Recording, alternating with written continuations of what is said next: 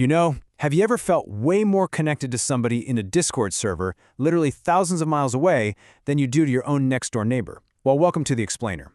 Today we're unpacking a radical paradigm shift in how we as humans actually organize ourselves. For centuries, our world has just been defined by maps drawn on physical dirt, right? But today we're seeing the rise of horizontal ontologies. We're talking about a massive shift away from traditional, land-based states and moving toward digitally native communities that, wildly enough, exist everywhere and nowhere at the exact same time. Okay, let's dive into this, because this is honestly the fundamental question reshaping our entire reality right now. What actually happens when we stop organizing society by where we physically stand and start organizing it by how our minds connect? Because the borders that really matter today, they aren't rivers or mountains anymore. They are the invisible digital boundaries of the networks we choose to belong to. So here's our quick roadmap for today's explainer. We're going to hit the next Leviathan, compare geographic versus geodesic distance, dive into the space of flows, look at building a network state, check out the fractal architecture, and finally, weigh the network state against a network society. All right, part 1, the next Leviathan and the evolution of the prime mover. To really grasp where we're headed, we've got to anchor ourselves in history for a second. Human organization has always revolved around some central, ultimate organizing force. Our sources today dive into Balaji Srinivasan's concept of the 3 Leviathans. Think of a Leviathan as the ultimate higher power a society appeals to. Historically, our very first Leviathan was religion, God. Then, as society evolved, that primary Leviathan became the traditional nation-state, the military and the police. But right now, we have entered a completely new third era. The network, powered by community and cryptography, has emerged as a genuine peer to both God and the state.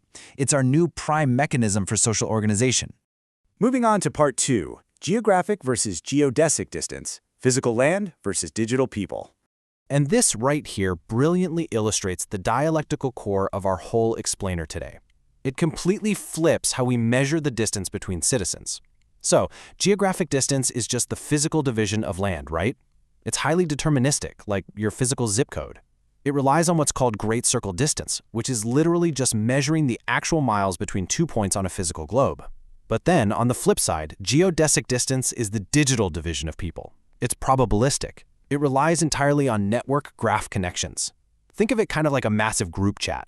You might live right next door to someone geographically, but be thousands of nodes apart geodesically. Or conversely, you could share a super tight geodesic bond with someone sitting on the exact opposite side of the planet. There's this amazing quote from the sources that perfectly captures this idea. The internet acts like a centrifuge. It takes our physical legacy structures, spins them incredibly fast, and unbundles society into its constituent parts. But it doesn't just leave a mess. It actually lets us rebundle those parts into flexible new networks based purely on alignment and shared beliefs, totally bypassing those old geographic gatekeepers. Which brings us to Section 3, the space of flows and Manuel Castell's networked polity. To really understand the underlying infrastructure making all this geodesic reality possible, we have to look at the landmark work of sociologist Manuel Castells.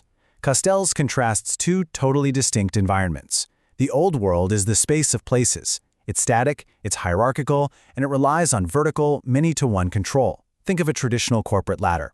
But the new information age? It operates in the space of flows. And this is dynamic. It's heterarchical, meaning many-to-many, and it relies heavily on horizontal collaboration. In this networked polity, decentralized project teams are constantly crisscrossing organizational boundaries and geographic borders to just solve problems together in real time. All right, Section 4, Building a Network State. This is the cloud-first, land-last blueprint. So how does a digital community actually manifest into a recognized physical state? Well, Srinivasan outlines a very specific, step-by-step process for literally bootstrapping a startup country right from your laptop. It starts entirely in the cloud. Step 1, you need a moral innovation to gather an aligned community. Step 2, you form a network union to start taking collective action. Step 3, once you actually have the scale and the capital, you crowdfund physical territory, essentially creating a network archipelago of properties all around the world. And finally, Step 4, you leverage your population and economic footprint to achieve diplomatic recognition from pre-existing legacy nation-states. Now, the absolute linchpin of this entire blueprint is Step 1, that moral innovation, which is often called the one commandment. See, legacy social networks just rely on weak, transient ties. You're just there for likes or basic entertainment. But a true network state requires intense, rigorous, ideological alignment. The sources actually use the analogy of a hyperstable chemical bond here. This one commandment replaces those weak ties with absolute alignment. A great example they give is a keto-kosher society. Imagine a community entirely unified around the moral innovation that sugar is fundamentally evil. Think about getting socially exiled literally just for eating a donut. That is the level of absolute, unified alignment we are talking about here. Let's move to Section 5 and see how this builds: the fractal architecture and scaling the digital nation. Now, what's really interesting about this is seeing how these highly aligned communities actually structure themselves to scale up.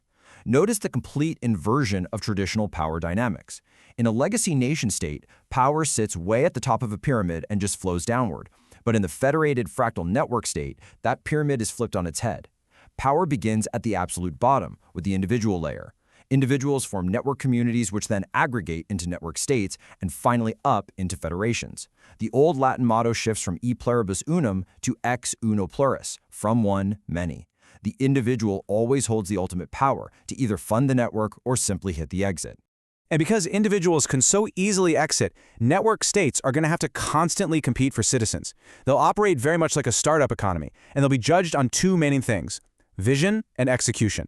If a network state lacks a compelling vision, or it just fails to execute its services efficiently, its citizens, who face incredibly low switching costs, are simply going to take their capital and their minds right over to a competing network state that actually performs better. Section 6. Network state versus society. The ideological divide. As we wrap this up, it is absolutely vital to look at the critiques of this model and understand the ideological divide that's forming around our digital future. So, the crucial point here is understanding the contrast presented by the Collective Intelligence Project. On one side, we have Srinivasan's network state. This leans heavily toward libertarian ideals. It relies on a single one commandment, demands homogeneous alignment, and focuses a lot on the right to simply exit if you disagree. But on the other side, researchers like Divya Siddharth propose the network society. Now, this model champions pluralism. It completely embraces the fact that individuals have messy, intersecting affiliations. You can belong to a bunch of different communities at once. So instead of prioritizing the exit, it focuses on cooperative coordination to solve broad global challenges. The sources present these as two fundamentally different but perfectly neutral ways to harness this new space of flows. Which brings us to our final thought for today. This shift from physical geography to digital geodesic networks, it's already happening. The infrastructure is being built as we speak. So the only question that really remains is, as these horizontal ontologies take shape, will you just be a passive digital tenant renting space in someone else's network? Or will you step up as a sovereign pilot in this completely new architecture? Thank you so much for joining me on this explainer, and remember, keep questioning the borders around you.